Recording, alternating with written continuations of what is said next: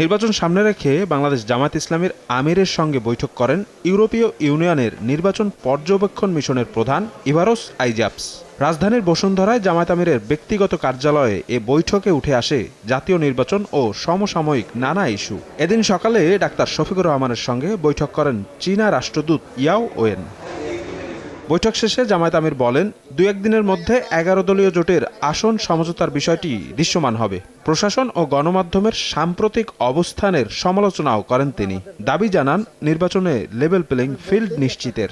গণমাধ্যমের পজিশন, গণমাধ্যম এটা দলীয় মাধ্যম না, এটা মাথায় রেখে গণমাধ্যম ফাংশন করুক, সেটাই আমরা প্রত্যাশা। এটাকে যে কোনো মূল্যে এনশিওর করতে হবে যে ফেয়ার ইলেকশন। এবারকার ইলেকশন যদি হাত ছাড়া হয় এই জাতির, আমরা জানি না এই জাতিকে কত মূল্য পরিশোধ। ভোগান্তি ভুলে চলে আসুন রিগালে, ওয়ারেন্টি সহ স্টাইলিশ কালেকশন নিয়ে রেডি রিগাল ফার্নিচার। রাতে চীনমৈত্রী সম্মেলন কেন্দ্রে অবসরপ্রাপ্ত সামরিক কর্মকর্তাদের সঙ্গে এক মতবিনিময় সভায় জামায়াত আমির বলেন, সশস্ত্র বাহিনীর দায়িত্বশীল ভূমিকার কারণে সফলতার মুখ দেখেছে ২৪-এর অভ্যুত্থান। সামনের দিনগুলোতে সশস্ত্র বাহিনীর সাহসী ভূমিকা জাতিকে পথ দেখাবে বলেও মন্তব্য তার। বিগত দিনের মতো নির্বাচন মানা হবে না বলেও হুঁশিয়ার করেন জামায়াত আমির। জনগণ যাকে পছন্দ তাকে ভোট দেবে, কিন্তু তার পছন্দের ভোট দেওয়ার পরিবেশ নিশ্চিত করে দিতে হবে সরকার এবং ইলেকশন কমিশন। এখন পর্যন্ত এটি হয়নি, আমরা সবাই প্রত্যক্ষ করছি। তবে আমরা আশাবাদী থাকতে চাই এটা হবে। আল্লাহর কসম, আমরা ওই বিগত ৩ নির্বাচন বা ৪ নির্বাচনের মতো কোনো নির্বাচন দেখতে চাই না।